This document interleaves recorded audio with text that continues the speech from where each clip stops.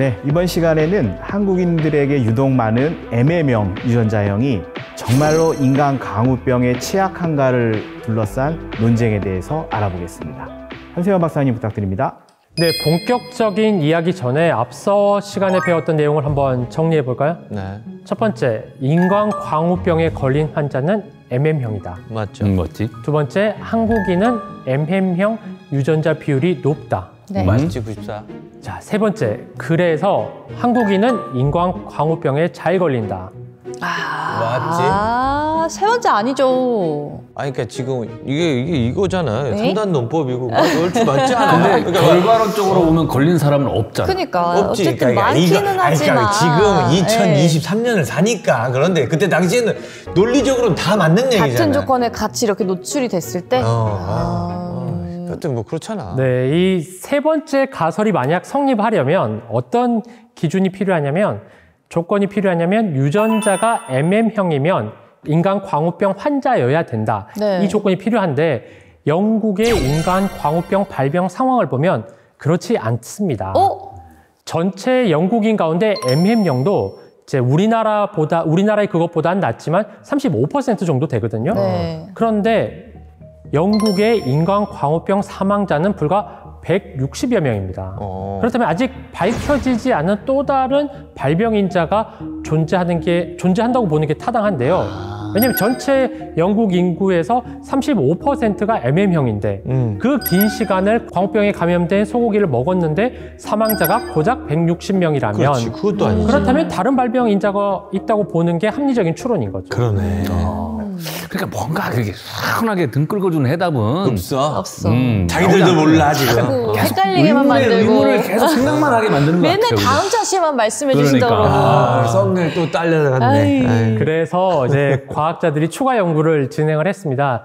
이 CJD와 유전자형에 관한 연구가 계속 이어지면서 새롭게 주목을 받는 유전자 부위가 있는데요. 그것은 바로 219번 유전자의 GL, 글루타믹 엑시드와 라이신형입니다.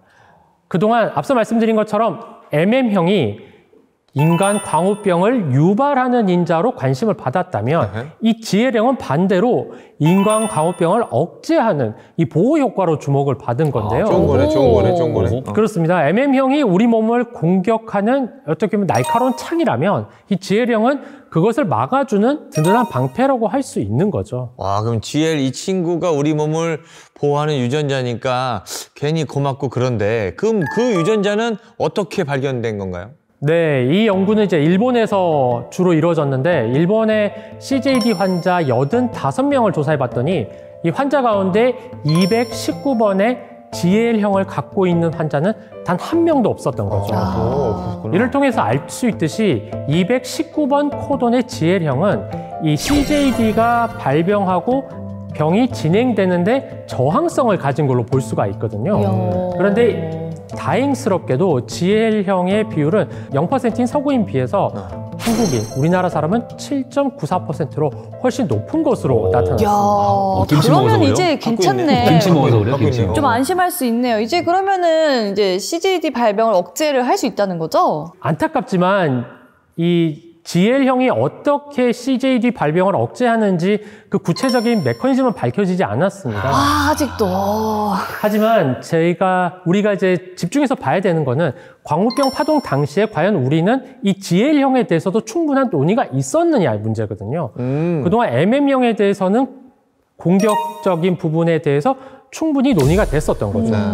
이게 맞다 아니다 이런 논쟁을 했었지만 뿐 아니라 다른 방면에서는 GL형처럼 긍정적인 영향을 줄 수 있는 유전자도 분명 있었거든요. 그러네. 그렇기 때문에 한국인이 유전적으로 인간 광우병에 정말 취약하냐 이것을 확인하기 위해서는 MM형에 대한 연구뿐 아니라 이 GL형 같은 연구도 포괄적으로 확인돼야 되거든요. 그런데 안타깝게도 지난 광우병 파동 당시에 우리는 이 부분에 대한 논의는 사실상 거의 없었거든요. 그리고 우리가 지금은 알지 못하지만 또 다른 유전자형이 영향을 긍정적으로 혹은 부정적으로 주고받을 수가 있거든요.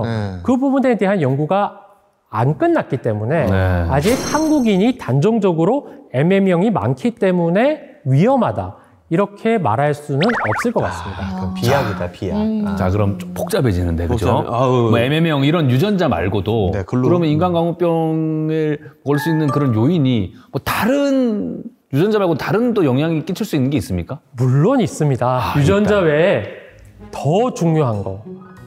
가장 과학자들이 주목하는 요인이 있습니다. 그래. 자, 인간광우병으로 숨진 사망자, 사람이죠. 스크래픽으로 죽은 양, 그리고 광우병에 걸린 소, 사람, 양, 소, 이 세 종에는 공통점이 있습니다. 무엇일까요? 다 병에 걸렸죠. 나쁜 걸 먹었어. 아, 그치. 포유류? 나쁜 걸 프라이온 먹고 단백질. 일단 상한 거 먹었죠. 뭐 그런 거 아닌가? 네, 정답은 바로 나이입니다. 나이? 나이. 네, 이 세 질환, 사람, 맞네, 그러네. 소, 양 모두 어린 나이에 감염된다는 게 중요한 사실인데요. 종으로 보면 양은 스크래피가 발병하는 시기가 생후 2년에서 3년, 소의 광우병이 발생하는 시기는 생후 5에서 7년입니다. 자, 그럼 사람은 어떨까요? 영국에서 인간광우병으로 숨진 사망자를 보면 확진된 평균 연령이 28세였습니다. 그런데 평균. 이 인간광우병 VCJD 같은 경우는 잠복기가 13년에서 16년이거든요. 증상이 28살에 나타났다면 변형 프라이온에 처음 감염된 시기는 그보다 13에서 16년 전이가 되겠죠. 그러니까 최소 10살에서 12살 혹은 그 이전에 어린 나이에 이 변형 프라이온에 처음 감염됐다고 확인할 수 있습니다. 그러면 인간 광우병은 왜 이렇게 어린 나이에 이렇게 감염이 되는 겁니까? 결론부터 말씀드리면 인간광우병은 자연 발생이 아니라 섭취로 인해서 생기는 이게 섭취로 인해서 감염되는 프라이온 질병의 독특한 특징이라고 할 수 있습니다. 무슨 말씀이냐면 우리 몸에 원래 가지고 있던 것이 잘못돼서 이른바 이제 돌연변이가 생겨서 생긴 것이 아니라 네. 외부에서 들어온 무엇인가 때문에 생긴 것이죠. 그렇기 때문에 어린 나이에 생기는데 그러면 어린 나이에는 먹는 게 안전한 걸 먹을까요? 위험한 걸 먹을까요? 아주 안전한 걸 안전한 걸 먹겠죠. 먹지 않나요? 안전하대 안전한 거? 아 설마 흙 먹고 그걸 위험하다고? 맞습니다. 아. 그러니까 어린 나이에는 사람도 소도 양도 무엇을 어떻게 먹거나 안 먹어야 되는지를 알 수가 없거든요. 그렇기 때문에 아무거나 들어오면 우리 몸에서는 이것을 이겨내야 되는 거죠. 그쵸. 이겨내야 되기 때문에 어린 나이에는 면역력이 특히 장에 있는 면역력은 높은 수준을 유지하게 됩니다. 이상한 게 들어왔을 때도 그것을 이겨낼 수 있는 높은 수준의 면역력을 갖추게 되는데 네. 역설적으로 어린 나이에는 높은 수준의 면역력을 갖췄더니 이 높은 수준의 면역 체계가 프라이온 단백질의 흡수를 도와주게 되는 거죠. 오히려요? 그렇게 되면서 예상치 못했던 이 작용이 생기면서 어릴수록 양과 소와 사람은 광우병 관련 질병에 쉽게 감염될 수 있는 겁니다. 이야, 이게 옛날에 건강한 사람도 면역력이 너무 과하면 오히려 안 좋을 수 있다 이런 얘기 들었던 것 같거든요. 그것도 비슷한 좀 맞아. 그런 걸까요? 네, 조금 더 한 스텝을 더 들어가서 설명을 드리면 우리 몸에는 먹었을 때 오염된 물질을 막아주는 면역 세포들이 있습니다. 이 중에서 중요한 부분이 이 파이어스 패치라는 부분이거든요. 이 파이어스 패치라는 부분인데 원래는 이 파이어스 패치가 우리 몸에 나쁜 것이 들어오면 그것을 막아주는 면역 역할을 하게 됩니다. 그런데 앞서 말씀드린 것처럼 이 단백질은 큰 덩어리거든요. 네. 큰 덩어리를 우리 몸으로 넣을 수가 없기 때문에 우리 몸이 흡수를 하려면 잘게 나눠야 됩니다. 그렇죠. 잘게 잘라내는데 이 잘게 잘라진 마지막 단위를 아미노산이라고 합니다. 아미노산, 단백질이 아미노산 형태로 잘게 부서져야지만 몸에 끌어올 수가 있는 거죠. 그런데 변형 프라이온은 알파 구조에서 베타 구조로 되면서 부서지지 않는다고 앞서 말씀을 드렸거든요. 네. 부서지지 않고 이런 덩어리 상태로 남아 있습니다. 그러면 들어올 수 있을까요? 못 들어올까요? 못 들어오죠. 그렇죠. 입구 컷이지. 정상적으로는 못 들어와야 되는데 근데 이 부서지지 않은 큰 단백질이 우리 몸으로 들어오게 되는 거거든요. 이게 문제인데 이 역할을 누가 하느냐? 그러니까. 부서지지 않은 큰 단백질을 우리 몸으로 끌고 오는 역할을 이 파이어스 패치 안에 있는 M셀, M세포라는 게 이 역할을 하고 있습니다. 그러니 정리해서 말씀드리면 어릴수록 위험할 수 있기 때문에 장에는 면역 물질이 면역 장치가 잘 갖춰져 있는데 네. 그 잘 갖춰진 면역 장치가 부서지지 않은 큰 단백질을 그대로 체내로 끌고 들어와 버리는 거죠. 그러면서 문제가 되는 겁니다. 그럼 쟤도 그러면 그게 단백질로 인식을 하고 끌어들이는 그렇습니다. 거죠? 그렇습니다. 이게 몸으로 못 들어오는 거를 이 파이어스 패치가 끌고 들어오는 거죠. 그러면 반대로 생각을 해보면 이 파이어스 패치라는 부분을 없애버리면 네. 그러면 이 변형 프라이온이 안으로 못 들어올 수 있겠네? 그럴 수 있잖아요. 그쵸. 그게 입증이 되면 이 그러니까. 파이어스 패치가 실제 변형된 단백질을 끌어들이는데 결정적인 역할을 하는구나 확인이 되는 거죠. 그렇죠. 네, 그래서 과학자들이 또 실험을 합니다. 안 실험- 놀아. 안 놀아. 쥐를 유전적으로 조작을 해서 네. 이 쥐에는 파이어스 패치 수를 대폭 낮춘 거죠. 파이어스 패치 수를 낮춘 쥐를 유전자 조작을 통해서 만들어서 변형 프라이온 단백질을 감염시켜 본 거죠. 먹여 본 거죠. 그랬더니 결론적으로 문제가 없다는 게 확인이 됐습니다. 아하. 이를 통해서 면역 체계를 공고하기 위해서 갖추고 있는 이 파이어스 패치가 부서지지 않은 큰 단백질 덩어리를 끌고 들어오면서 문제가 시작된다는 것이 확인된 거죠. 와, 그러면 파이어스 패치도 나이가 들면 변화가 생기는 건가요? 우리 꼬맹이들, 어린 사람들만 갖고 있으니까? 그렇습니다. 어릴 때는 앞서 말씀드린 것처럼 무엇을 먹을지 모르기 때문에 뭐가 들어올지 모르기 때문에 종을 막론하고 장의 면역 체계가 굉장히 공고하게 파이어스 패치 숫자가 굉장히 많은데. 네, 많게 유지가 되는데 이게 나이가 들수록 줄어들게 됩니다. 이게 사람을 기준으로 치면 10살에서 20살 이때까지 절정을 이루고 그 뒤로는 이렇게 감소하게 되는데요.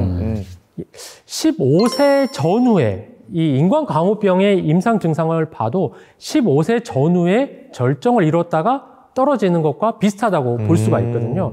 이를 통해서 이제 프라이온 질병을 이해하기 위해서는 결국은 먹는 것도 중요한데 유전적인 것도 중요한데 더 중요한 것은 어릴 때 조심을 해야 된다. 네. 실제로 이 자료를 한번 보시면 위에는 나이가 어릴 때 클수록 이 파이어스 패치를 나타낸 거거든요. 파이어스 패치를 잘라서 현미경으로 염색을 해서 보면 갈수록 줄어듭니다. 없어지네요. 네. 갈수록 줄어드는 거죠. 그렇다 보니 이 과정에서 광우병에 감염될 가능성도 줄어들게 되는 거죠. 그래서 과학적으로 추론을 해봤을 때 사이언스라는 굉장히 유명한 저널에 수의학자들이 통계적으로 분석을 해봤습니다. 몇 살이 되면 광우병에 감염이 되지 않을 것인가. 산술적으로 50세가 넘어가게 되면 아무리 광우병에 감염된 소고기를 먹어도 감염이 쉽지가 않고 60세, 70세는 적어도 수학적으로 0이라고는 할 수 없지만 통계적으로는 0에 수렴하는 아무리 먹어도 광우병에 걸리지 않는다는 것이 나타났거든요. 그러니 우리가 광우병을 바라보는 관점에서는 앞서 말씀드린 것처럼 먹는 것도 중요하고 어떤 부위를 먹을래? 이것도 중요하고 네. 유전적으로 안전해? 안전하잖아? 이 부분도 중요하고 더 중요한 것은 어린아이에게는 양질의 소고기를 먹이는 것을 우리가 신경을 써야 되는 거죠. 나이가 들수록 이것이 안전하기 때문에. 그리고 이것과 관련해서 하나만 추가로 더 말씀을 드리면 먹는 거, 어떤 부위를 먹을래? 유전적으로 안전해? 위험해? 나이가 어릴 때 위험해? 나이가 들수록 위험해? 이 부분들을 나눴으면 우리가 하나 간과하고 넘어갔던 부분은 가열 부분입니다. 그래 익혀 먹으면 아무 문제 없어. 막 익혀 이러던. 먹어도 그 당시에 문제가 됐던 게 이거는 유전자가 살아있기 때문에 어떤 식으로 자외선을 쏘든 뭘 하든 간에 감염성이 살아있기 때문에 이것은 위험하다 이렇게 됐는데 가열을 하게 되면 완전히 죽진 않습니다. 심지어 이 단백질을 그래요? 태워서 젤을 만들어서 투입을 해도 발생을 합니다. 그래서 이게 매우 위험하다고 했는데 다행히 가열을 하면 할수록 감염성은 급격하게 떨어집니다. 가열이 중요하긴 했구나. 그래서 영국에서도 이렇게 많은 소고기를 먹었는데 환자가 안타깝지만 이거밖에 발생하지 않은 이유는 어떻게든 조리 과정에서 가열이 된 거죠. 구워 먹다 보니 그 과정에서 감염력이 완벽히 0은 아니지만 어마어마하게 많이 줄었다는 거죠. 그래서 우리가 이 광우병이라는 이슈를 바라볼 때는 단순히 어떤 부분을 먹느냐 혹은 먹지 말아야 되느냐 당연히 조심을 해야 되고 유전적으로 어떤 부분이 위험하냐 위험하지 않느냐 더 나아가서는 나이, 그다음에 조리 방법 등에 대한 포괄적인 이해가 필요하다고 생각됩니다. 지금까지 과학 저널리즘의 시선으로 바라본 광우병, M햄형 유전자의 인간 광우병 취약성 논쟁에 대해 알아봤습니다. 네, 이렇게 해서 소의 원령에 따른 발병률 논쟁, 그리고 소의 특정 이염 물질의 범위에 관한 논쟁, 그리고 MMM 유전자의 인간 광우병 취약성과 관련된 논쟁까지 다뤄봤는데요. 일반인의 경우 광우병에 관한 과학 커뮤니케이션을 언론에 의지하는 경우가 많은데요. 과학 저널리즘이 그만큼 중요한 것 같습니다. 여러분들은 어떻게 들으셨나요? 과학 커뮤니케이션을 통해서 광우병에 대해서 좀 인지를 하고 그렇죠. 배웠는데 과학 저널리즘을 통해서 저는 이제 할머니 할아버지들한테 광우병에 대해서 설명할 수 있습니다. 근데 그분들은 드셔도 되자, 그죠? 그렇죠. 저 같은 경우는 과학 이 커뮤니케이션, 저널리즘 이 무엇보다도 이 두 가지를 정말 많이 알고 있는 분들이 정확하게 말씀해 주시는 게 중요하다고 생각합니다. 아까 말씀해 주셨다시피 삐끗하면 진짜 폭동이 되고 선동이 되고 어마어마한 사회적 문제점을 야기할 수 있기 때문에 정확하게 제대로 된 정보를 전달해 주시는 게 무엇보다 중요한 것 같습니다. 네. 뭐 덧붙이자면 받아들이는 사람도 약간 그걸 너무 가벼이 여기면 안 된다라는 생각을 합니다. 모든 전문가가 이렇게 얘기했어. 진짜 그래? 그래서 바로 믿을 바에는 한 번쯤은 의심을 가지고 확인해 볼 필요도 있지 않을까. 그렇게 사람들이 알고 있는 과학 저널리즘. 이건 어떤 공식적인 그런 공인된 능력을 가진 사람들이 어떤 또 그런 연구를 객관적인 능력을 통해서 말하는 건 당연한 거고 그걸 받아들이는 우리의 입장도 굉장히 신중하고 그렇게 바라볼 필요가 있다. 이건 왜? 우리의 민생에 우리의 또 우리 환경과 우리 문화와 경제에 깊숙하게 침범할 수 있기 때문에 그렇게 생각하는 바입니다. 준만큼 중요하네요. 맞습니다. 여러 차시를 거쳐 이 과학 저널리즘에서 광우병을 어떻게 다뤘는지를 우리가 알아봤는데요. 이 광우병 사례에서도 알 수 있듯이 앞으로 급증하는 과학 기술 이슈에 적절하게 대응하기 위해서는 이 과학 기술을 제대로 전달할 수 있는 전문성뿐 아니라 그렇죠. 말씀하신 것처럼 이 대중의 관점에서도 바라볼 필요가 있습니다. 과학적 이슈에 대해 대중이 불안해하고 궁금해하는 내용을 쉽고 또 무엇보다 정확하게 알려주는 것이 이 과학 저널리즘이 해야 할 일이기 때문이겠죠. 감사합니다.